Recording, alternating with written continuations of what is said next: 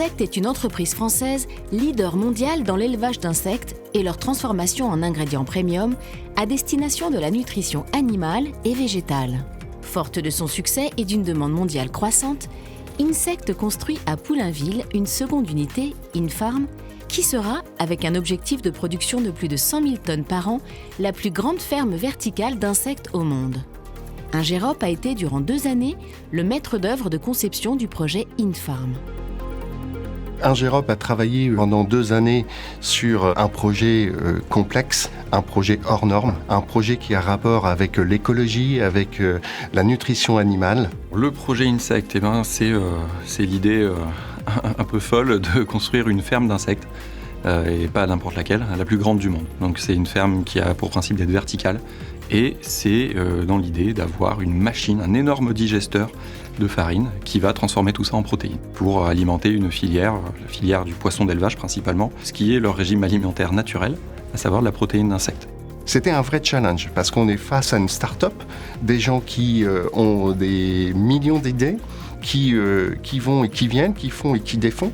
Et du coup, Ingérop a dû faire preuve d'une très grande agilité dans la réalisation de ces études afin d'intégrer les diverses modifications du process de notre client. En termes d'ingénierie, il y avait 2 défis.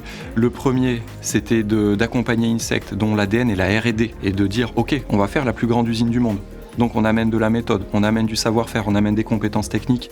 Et à côté de ça, on va parler d'efficacité énergétique, mais pas simplement pour dire qu'on en fait. Parce que le business d'Insect en dépend, parce que le business model est fondé dessus. Et parce que nous, on avait cette valeur à ajouter, à apporter et à intégrer à toute la réflexion. Donc la conception est articulée autour principalement de cette réflexion sur l'efficacité énergétique.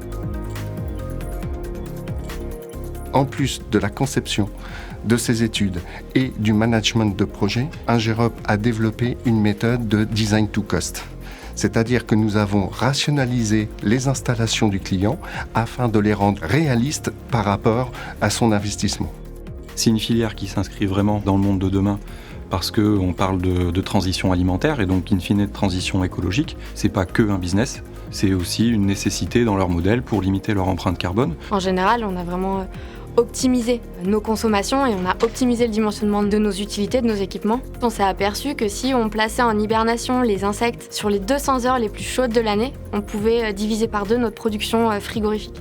Il valorise aussi la déjection des insectes en fabriquant un coproduit pour les fertilisants et il s'implante aussi au plus proche de leur matière première qui elle-même est un coproduit des meuniers. Il y a une approche environnementale globale sur vraiment toute la parcelle, tout le site. Une fierté d'avoir mobilisé toutes les équipes d'Ingérop, que ça devienne un projet phare et qui soit capable d'être reconnu dans le monde de l'ingénierie. Et le projet avance, donc oui, on va le voir se construire et on a hâte de mettre un jour les pieds dans cette usine finie pour constater un peu ce projet dont on a un petit bout de paternité.